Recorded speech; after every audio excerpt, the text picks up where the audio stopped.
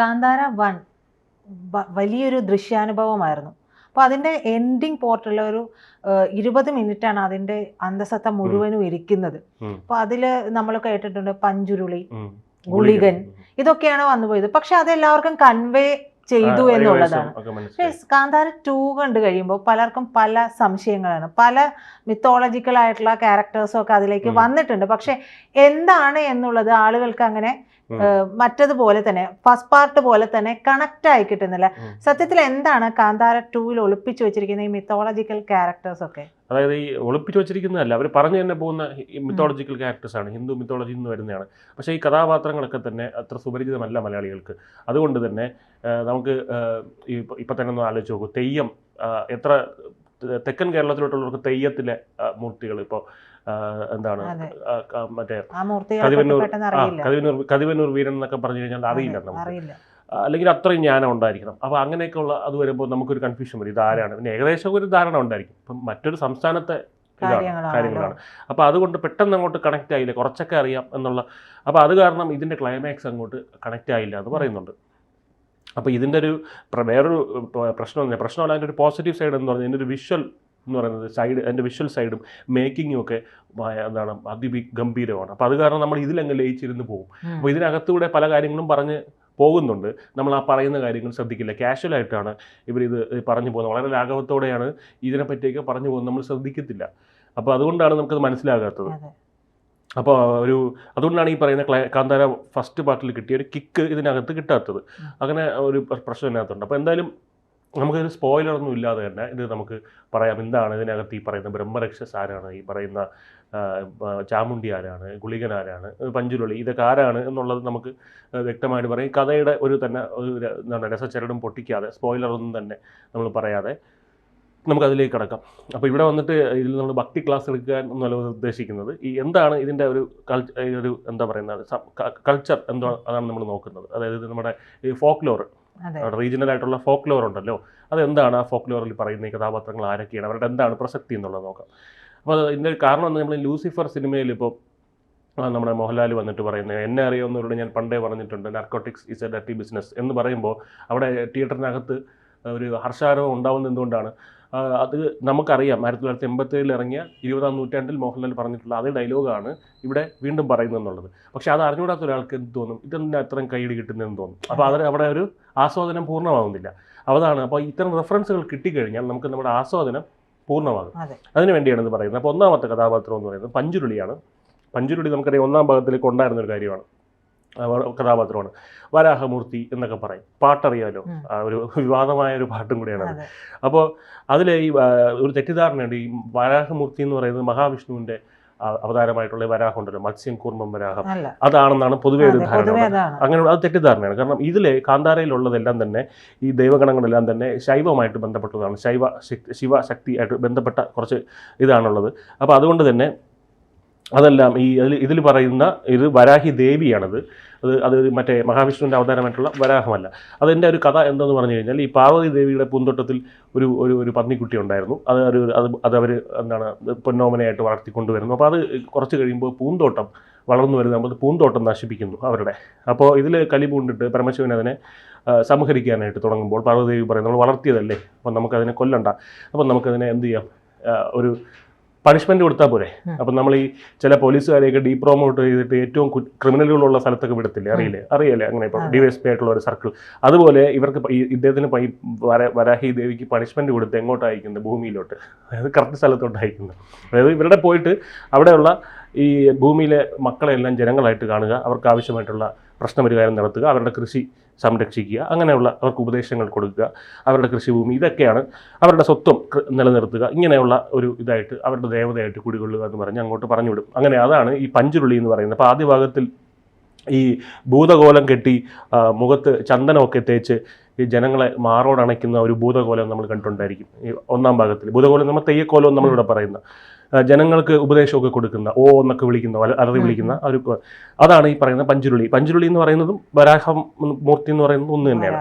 അപ്പോൾ പിന്നെ ആ സിനിമയിൽ തന്നെ മറ്റ് ചില സീനുകളിൽ സ്വർണ്ണാഭരണങ്ങൾ അണിഞ്ഞ ഒരു പന്നിയെ കാണിക്കുന്നുണ്ട്. അപ്പോൾ അതും പിന്നെ ഇത് തന്നെയാണ്, അതായത് അതിൻ്റെ മറ്റൊരു രൂപം കാണിക്കുന്നതാണ്.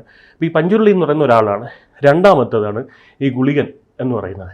ഗുളികൻ എന്ന് പറഞ്ഞാൽ ആദ്യ ഭാഗത്തിൽ ഈ പഞ്ചുരുളി മാത്രമല്ല ഉള്ളത്, ഈ ക്ലൈമാക്സിൽ നായകന്റെ ശരീരത്തിൽ വരുന്ന ഒരു ആളുണ്ട്. ഈ കരിയൊക്കെ വാരി തേച്ചിട്ട് ഈ പൊരിയൊക്കെ തിന്ന് ശത്രുക്കളെ നിഷ്ഠൂരം നിഗ്രഹിക്കുന്ന ഒരാളുണ്ട്. അതാണ് ഈ പറയുന്ന ഗുളികൻ എന്ന് പറഞ്ഞാൽ. ക്ലൈമാക്സിൽ വരുന്ന ഗുളികനാണ്, പഞ്ചുരുളിയല്ല. അപ്പോൾ പഞ്ചുരുളിയും ഗുളികനും രണ്ട് ആൾക്കാരാണെന്നുള്ളതാണ് മനസ്സിലാക്കേണ്ടത്. രണ്ട് മൂർത്തികളാണ്, ദുർമൂർത്തികളൊന്നുമല്ല. ഇതൊക്കെ ദൈവികമായിട്ടുള്ള മൂർത്തികൾ തന്നെയാണ്. അപ്പോൾ ഗുളികൻ കുറച്ച് അഗ്രസീവ് ആണെന്നുള്ളതേ ഉള്ളൂ. അപ്പോൾ ഗുളികൻ എന്ന് പറയുന്നത് നമ്മൾ ഈ ചാത്തനെ പോലെയാണ്. അതായത് ഒരു ലോഡ് ഗുളികന്മാരുണ്ട്, 399 ചാത്തന്മാരുണ്ടെന്നൊക്കെ പറയുന്ന പോലെ ഈ ഗുളികന് പല പല ഉത്ഭവകഥകളുണ്ട്. ഗുളികൻ ഇങ്ങനെ ഉണ്ടായതാണ്, അങ്ങനെ ഉണ്ടായത്. അപ്പോൾ അതിൽ ഏറ്റവും പ്രചാരമുള്ള കഥ എന്ന് പറയുന്നത് മാർക്കണ്ഡേയൻ എന്ന് പറയുന്നൊരു ആളുണ്ടായിരുന്നു, ശിവഭക്തനുണ്ടായിരുന്നു, അറിയായിരിക്കുമല്ലോ. 16 വയസ്സ് വരെ ആയുസ് കൊടുത്തിട്ടുണ്ടായിരുന്നുള്ളൂ. 16 വയസ്സിൽ ഇദ്ദേഹം മരണപ്പെടാതിരിക്കാൻ വേണ്ടി ശിവലിംഗത്തിൽ കെട്ടിപ്പിടിച്ച് പ്രാർത്ഥിക്കും. അപ്പോൾ യമദേവൻ വരികയാണ് ഈ മാർക്കണ്ഡേയൻ്റെ ജീവൻ എടുക്കാൻ വേണ്ടി.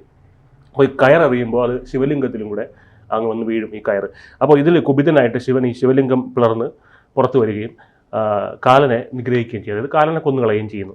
അപ്പോൾ പിന്നീട് കാലില്ലാത്ത കാലമൊക്കെ ഉണ്ടാവും. നമ്മളറിയാം, കുഞ്ചൻ നമ്പ്യാരുടെ ഇതൊക്കെ നമ്മൾ പഠിച്ചിട്ടുണ്ടായിരിക്കും. അപ്പോൾ ഈ കാലില്ലാത്ത കാലം ഉണ്ടായതിനു ശേഷം ജനങ്ങൾ മരിക്കാത്തൊരവസ്ഥ ഉണ്ടായും, ഭൂമി ദേവിക്ക് ഇത് ഭാരമാകുന്നൊരു സാഹചര്യം ഉണ്ടാകുന്നുണ്ട്.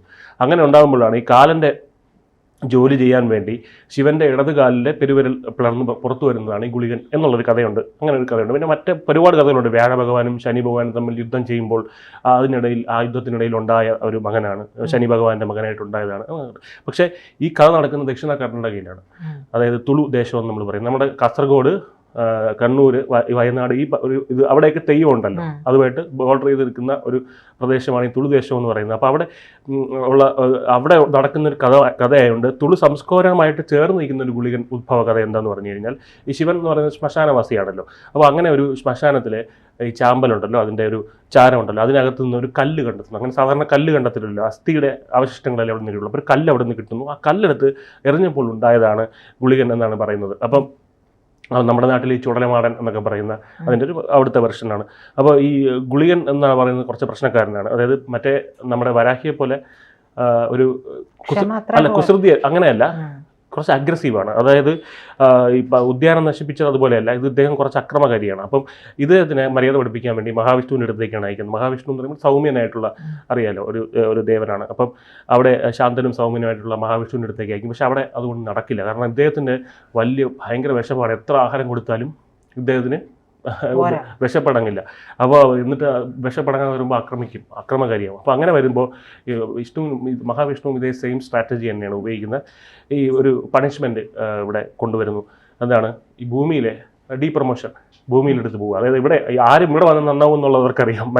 മനുഷ്യർക്കിടയിൽ വന്നാൽ ഭൂമിയിലെ കൃഷിക്കാരുടെ അടുത്തേക്ക് പോവുക, അവരുടെ ചുമതല ഏൽപ്പിച്ചു കൊടുത്തിരിക്കുകയാണ്, അവരെ സംരക്ഷിക്കുക എന്നുള്ളതാണ് അവിടെ പറഞ്ഞു കൊടുക്കുന്ന പണിഷ്മെൻറ്റ്. അങ്ങനെ ഇവിടെ വന്നപ്പോൾ ഇവിടെ ഭയങ്കര പ്രശ്നമായി. കാരണം ഇവിടെ ഓൾറെഡി ആരുണ്ട്, പഞ്ചുരുളിയുണ്ട്. അപ്പോൾ ഇവിടെ ഈ ടെറിട്ടറി ക്ലാഷായി. അതായത് നമ്മളെ ഇസ്രായേലും പാലസ്തീനൊക്കെ തമ്മിൽ ടെറിട്ടറി ക്ലാഷ് ആവുന്ന പോലെ ഇവിടെ ടെറിട്ടറി ക്ലാഷായി.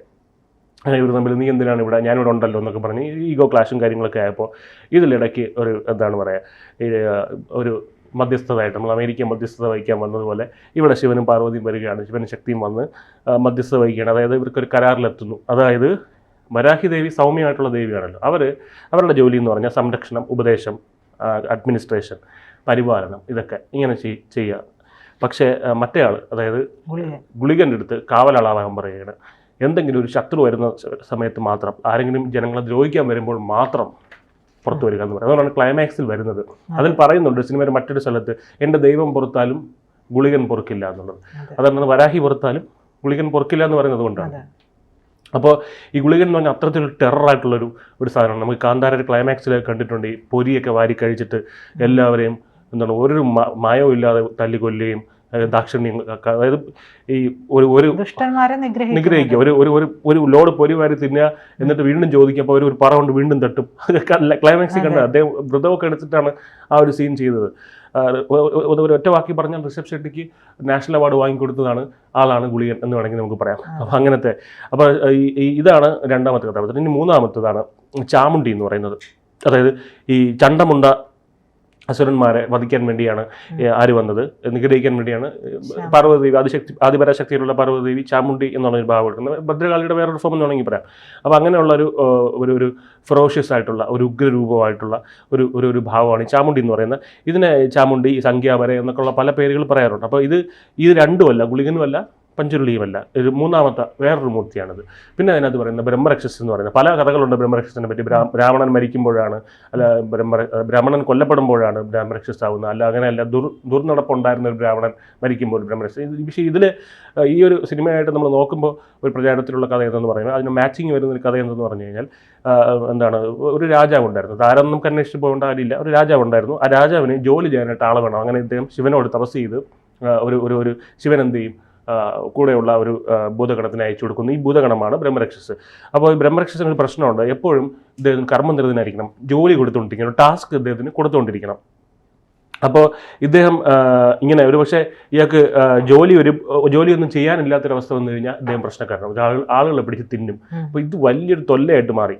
അതായത് ആ നാട്ടിലുള്ള ആൾക്കാരെയൊക്കെ പിടിച്ച് തിന്നാൻ തുടങ്ങി. ജോലിയില്ല, അവിടെയുള്ള ജോലിയെല്ലാം കൊടുത്തു കഴിഞ്ഞു, ഇനി ഒരു ജോലിയും ബാക്കിയില്ല, അങ്ങനത്തെ ഒരു അവസ്ഥ. അപ്പോൾ അങ്ങനെ വന്നതിന് ശേഷം എന്താണ്, ഈ രാജാവാകപ്പെട്ടു. അതായത് പുരുഷന്മാർ ഇങ്ങനെയുള്ള സിറ്റുവേഷൻ വരുമ്പോൾ പെട്ടു, എന്ത് ചെയ്യണം എന്നറിയില്ല. അപ്പോൾ അവിടെ ഒരു രാജ്ഞിയാണ് ഇതിൻ്റെ സൊല്യൂഷൻ കണ്ടത്. എപ്പോഴും സ്ത്രീകളായിരിക്കുമല്ലോ അവർ ഡിപ്ലോമാറ്റിക്കായിട്ട് സൊല്യൂഷൻ കണ്ടെത്തുന്നത്. അങ്ങനെ അവിടെ ഈ റാണി കണ്ടുപിടിച്ച സൊല്യൂഷൻ എന്താണ്, കുറേ ചുരുണ്ട മുടികളുടെ കെട്ട് കൊടുത്തിട്ട് ഇദ്ദേഹത്തിൻ്റെ അടുത്ത് കൊടുത്തു. ഈ പറയുന്ന ബ്രഹ്മരക്ഷസിന് കൊടുത്തിട്ട് അത് നിവർത്താൻ പറഞ്ഞു. അപ്പോൾ അത് ഈ ബ്രഹ്മരക്ഷസ് അവിടെ ഇരുന്ന് നിവർത്തുമ്പോൾ മറ്റേ സൈഡിൽ കൂടെ വീണ്ടും ചുരുണ്ട് വരും.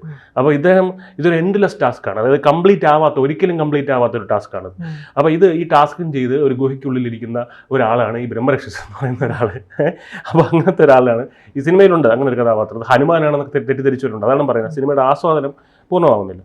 പിന്നെ പറയുന്ന കദംബകൾ എന്ന് പറഞ്ഞ് കുറച്ച് ആൾക്കാരെ കാണിക്കുന്നുണ്ട്. കദംബകൾ, അതായത് ഇത് നെഗറ്റീവ് എനർജി അല്ലെങ്കിൽ ആഭിചാരം ചെയ്യുന്നത് അങ്ങനെയുള്ള ആൾക്കാരാണ്. അങ്ങനത്തെ ആൾക്കാരെന്ന് പറയാം. ഇവരുടെ ലക്ഷ്യം എന്ന് പറഞ്ഞാൽ ദൈവികമായിട്ടുള്ള ദൈവഗണങ്ങളുണ്ട്, അവരെയൊക്കെ എടുത്ത് അവരെയൊക്കെ നെഗറ്റീവ് എനർജി ആയിട്ട് കൺവേർട്ട് ചെയ്യുക അല്ലെങ്കിൽ മാറ്റുക എന്നുള്ളതാണ്. അപ്പോൾ അതിൻ്റെ ഇവരൊരു ടെറിട്ടറി ഉണ്ടാക്കിയിട്ടുണ്ട്. ആ ടെറിട്ടറിക്ക് അകത്ത് മൊത്തം നെഗറ്റീവ് എനർജിയാണ്. ഈ ദൈവഗണങ്ങളെല്ലാം അതിനകത്ത് കൊണ്ടുപോയി നെഗറ്റീവ് എനർജി ആക്കും. അപ്പോൾ ഇതിനകത്തുനിന്ന് പുറത്തോട്ടും അകത്തുനിന്ന് പുറത്തുനിന്ന് അകത്തോട്ടും കടക്കാൻ പറ്റില്ല. അപ്പോൾ അതാണ് ഈ സിനിമയിലൊരു ഇതുള്ളത്. പിന്നെ ഈ സിനിമയിലൊരു മറ്റൊരു പ്രധാന പങ്ക് വഹിച്ചിരിക്കുന്നതാണ് ഈ കുട്ടിത്തേവാങ്ക് എന്ന് പറയുന്നത്.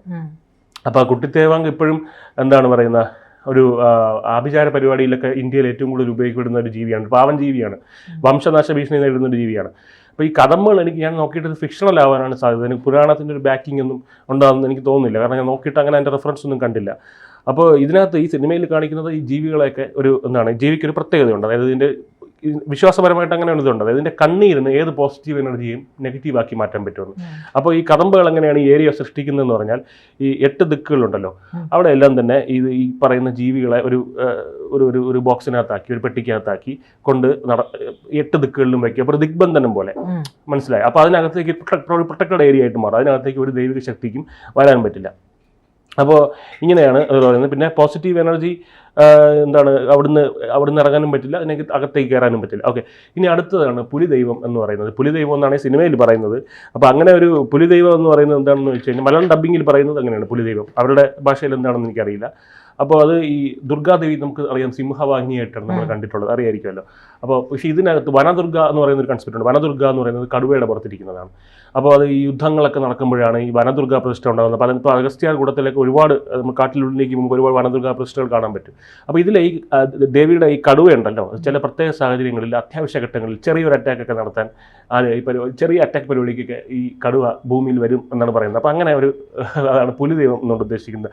പിന്നെ ഏറ്റവും അവസാനം കാണിക്കുന്നതാണ് അതിനകത്ത് ഈശ്വര പൂന്തോട്ടം എന്ന് പറയുന്ന ഒരു സ്ഥലം. അപ്പം അത് ഈ പാർവ്വതദേവി ശിവനെ ധ്യാനിക്കാൻ വേണ്ടി ഒരുക്കിയിട്ടുള്ള സുന്ദരമായിട്ടുള്ള ഒരു ഉദ്യാനമാണ് ഈ ഈശ്വര പൂന്തോട്ടം എന്ന് പറയുന്നത്. ഇതെന്ന് പറയുന്നത് മറ്റേ കദംബകളുടെ ഏരിയയുടെ നേരെ ഓപ്പോസിറ്റ്. അതായത് ഇവിടെ ഈശ്വര ചൈതന്യം നിലനിൽക്കുന്ന ദൈവഗണങ്ങളൊക്കെ കുടികൊള്ളുന്ന ഒരു ഏരിയ. അപ്പോൾ ഇത്തരത്തിൽ ഉള്ള എന്താണ് പറയുന്ന ഇത്രയും കഥാപാത്രങ്ങളുണ്ട്. അപ്പോൾ ഇതൊക്കെ മനസ്സിലാക്കിയിട്ടുണ്ടെങ്കിൽ നമുക്ക് കണക്ട് ചെയ്യാൻ പറ്റും. ഇതാണ് നമുക്ക് കണക്ട് ചെയ്യാൻ പറ്റും. അപ്പോൾ ഇത് കാണുമ്പോൾ തന്നെ ഒരുപക്ഷെ കണ്ടവർക്ക് ഈ വീഡിയോ കാണുമ്പോഴത്തേക്ക് അത്തരത്തിൽ ഉപയോഗം ഉണ്ടാവും. ഇപ്പോൾ കണക്ട് ചെയ്ത് അങ്ങനെ നമ്മൾ കാണുമ്പോൾ നമുക്ക് അതിൻ്റെ ആസ്വാദനം കുറച്ചും കൂടെ മെച്ചപ്പെടും. ഞാൻ ലൂസിഫറിൻ്റെ കാര്യം പറയുന്ന പോലെ നമുക്കത് കുറച്ചും കൂടെ ഇതാണ് ആൾ എന്നുള്ള രീതിയിൽ മനസ്സിലാവും.